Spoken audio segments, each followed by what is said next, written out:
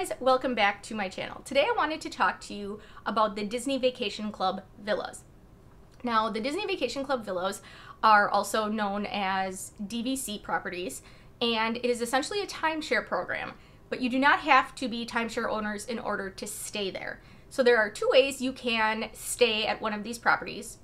Maybe there's more. I'm going to talk about two ways. So first, you could purchase or rent points from somebody who does own a property, does own a timeshare, and isn't going to be using their points for that year. You can get points from them, or you can go directly through Disney, or I can book this as well through a travel agent, but meaning rather than going through some individual person who isn't going to be using their points, you can just pay for it like you would a regular hotel room.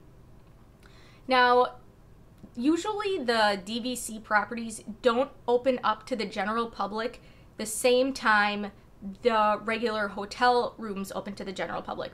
And I think that's because they want to give the DVC owners kind of first dibs on the rooms.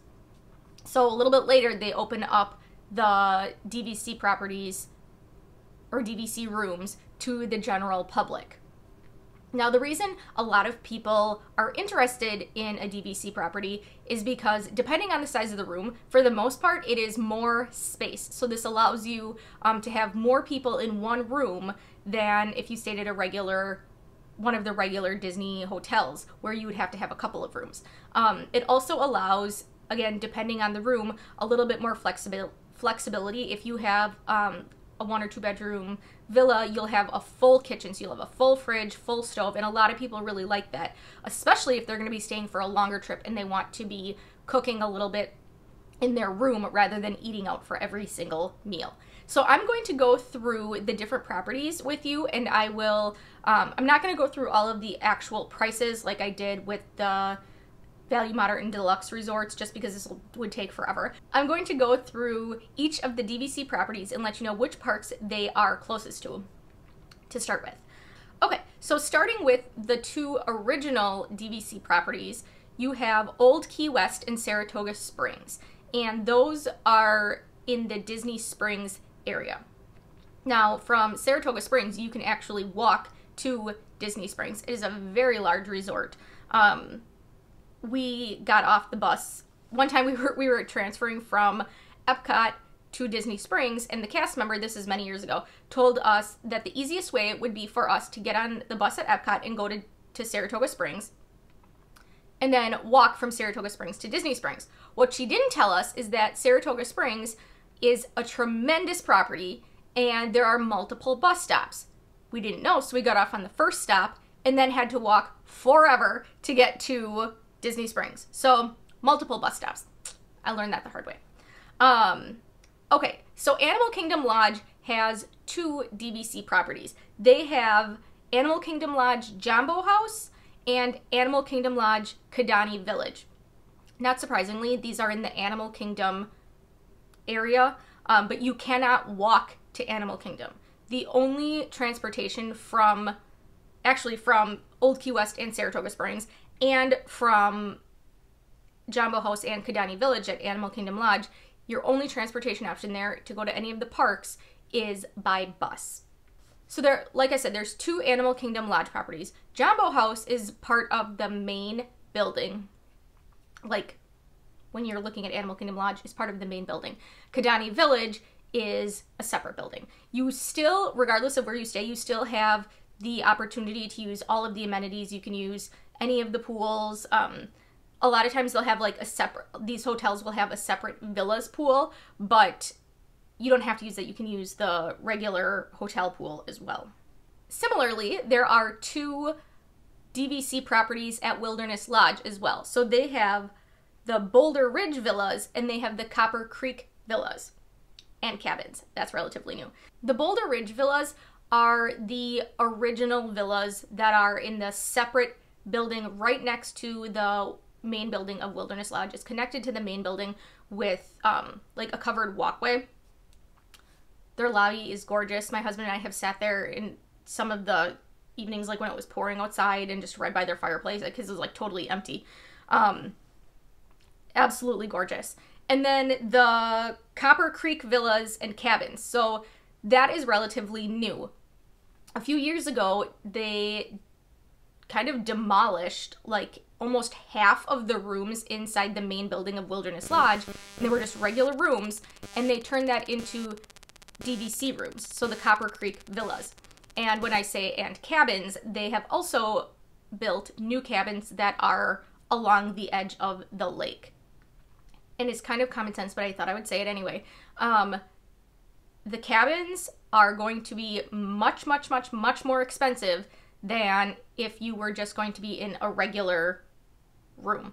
I mean, and it's going to depend on the day you're going, but some of the day, I should say every day that I've looked at the cost of the cabins, it was over $2,000 a night. It sleeps quite a few people, but they're really pricey. And that is another thing that I forgot to mention, that I should have mentioned in the beginning of the video, is all of the DVC properties are considered deluxes. So I take that back.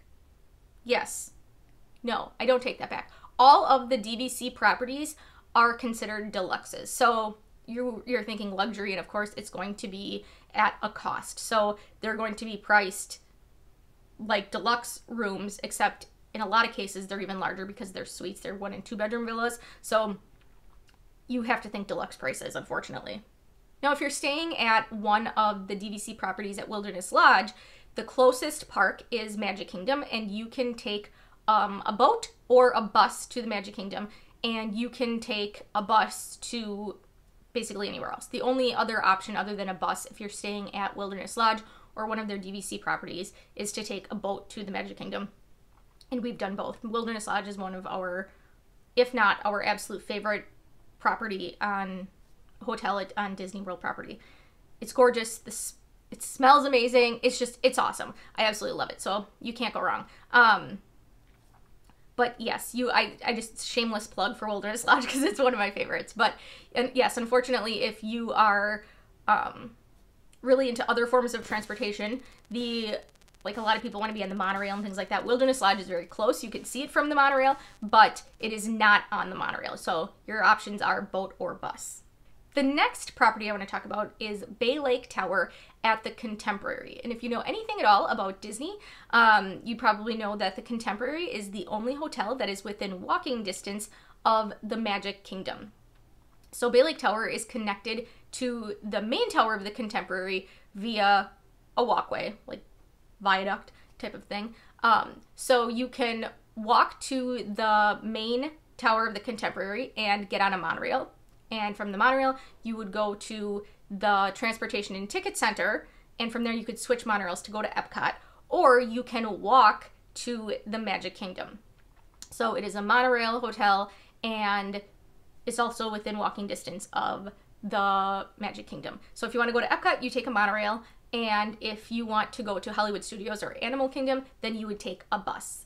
Another one of the monorail properties is the Polynesian Villas and Bungalows. And this is, not surprisingly, at Disney's Polynesian Village Resort. So the Magic Kingdom is the closest park to the Polynesian Villas.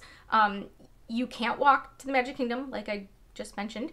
You cannot walk there. You have to take a monorail. So you would go to the main building of the Polynesian. There are no guest rooms in the main building of the Polynesian. So you walk to the main building and get on the monorail, and from there, the monorail then stops at the Grand Floridian and then the Magic Kingdom. You can also walk to the Transportation and Ticket Center from the Polynesian. It's very, very close, and get on a monorail there to go to Epcot. If you want to go to Hollywood Studios or to Animal Kingdom, then you would take a bus. Now, when I said Polynesian Villas and Bungalows, kind of like Wilderness Lodge, there are bungalows along the lake. They're absolutely gorgeous. They're very, very, very, very expensive. So everybody wants to stay there, myself included. I've not stayed there because they are so expensive, and they're a lot more limited because it's like an entire separate, like little house for you.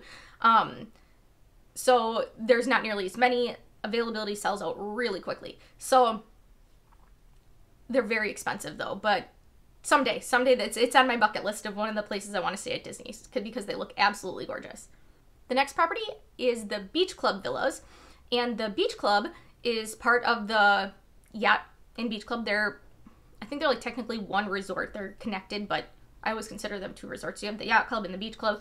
There are no yacht club villas, but there are beach club villas, and they are located on the boardwalk, which is kind of behind, I think of it as behind, Epcot, behind World Showcase and Epcot. It's around the boardwalk, or between Epcot and Hollywood Studios. So from the beach club villas, you can actually walk to Hollywood Studios, and you can walk to Epcot. You can walk to the back entrance of Epcot, to the World Showcase entrance. So if you're going in the morning, just know that World Showcase isn't open yet. They'll let you in, but you have to go to Future World, so you have to kind of walk around. But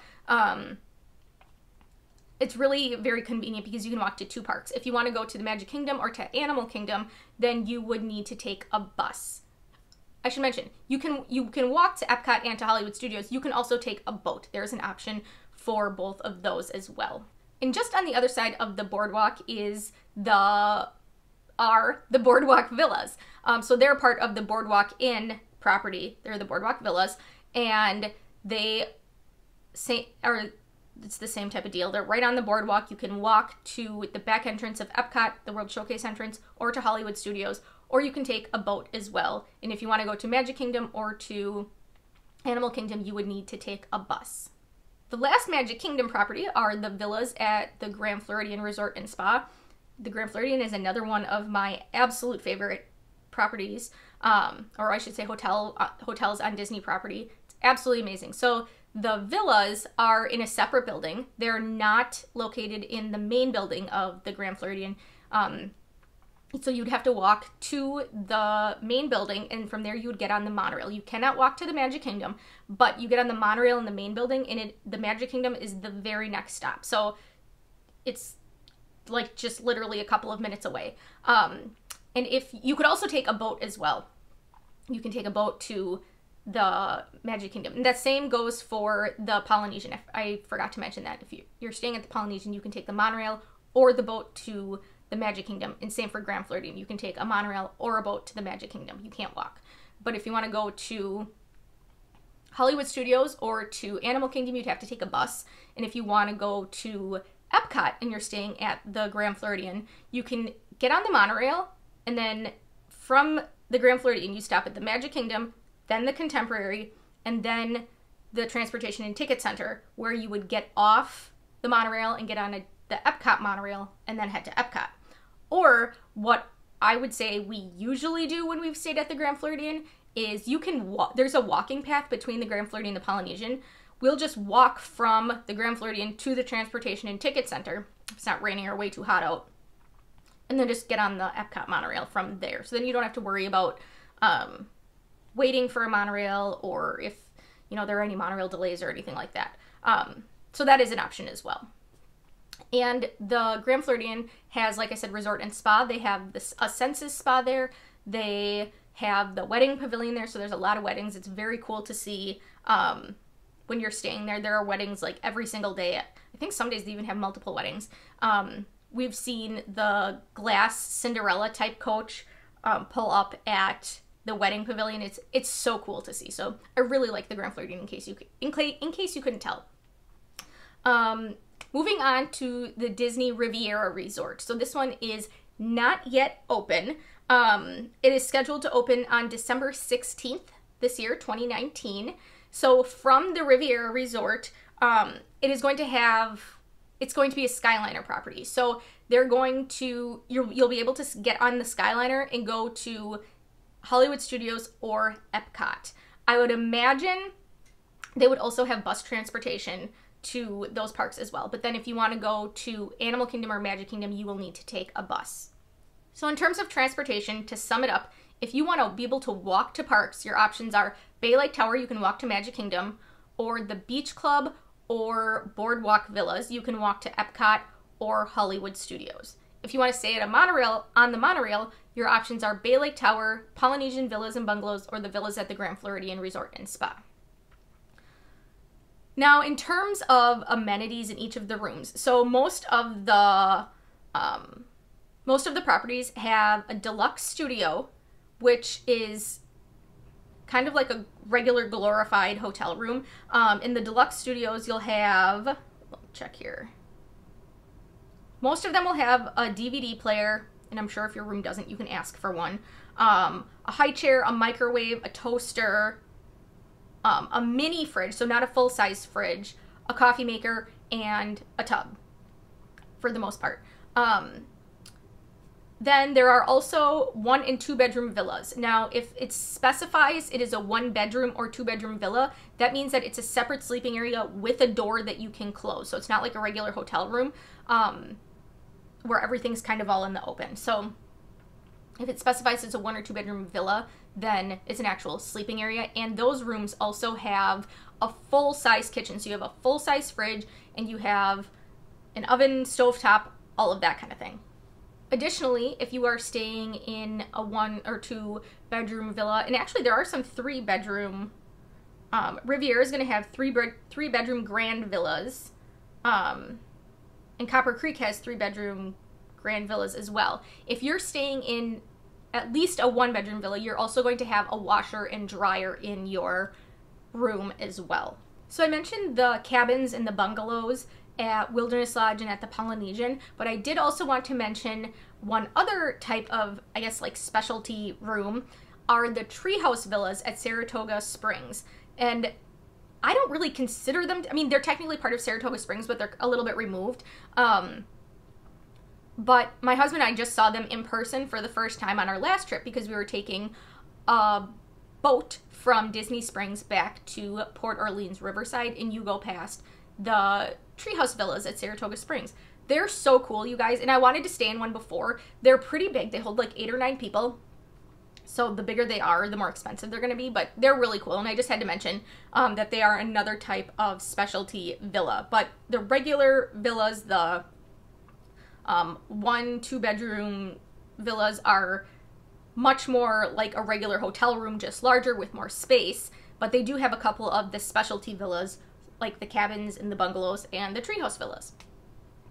So I hope this information was helpful for you guys. I hope it explained a little bit about the villas and kind of what their purpose is, you know, for more space and for a little bit more time in the parks. It can allow you to cook in your hotel room, and they can have a separate sleeping area, that kind of thing. It's really good for families. It's good if you're going to stay there for a long time. Maybe if I want to move there as well, that's where I would stay. Yes, if I'm going to move to Disney, I'm going to move to a villa. So I hope you guys enjoyed this video, and I hope you found it helpful, and I will talk to you next time. And I am going to start working on my next video. Well, I should say the next video I'm going to be working on is going to be of Fort Wilderness Resort and Campground, because like I had mentioned in a previous video, it's kind of a value and a moderate resort mashed into one. So I thought it would be best if I did my own video on that. So that is coming up if you're interested in Fort Wilderness. And then I have all kinds of other videos coming up as well. So I hope you guys enjoyed this video, and I will talk to you next time. Bye, guys.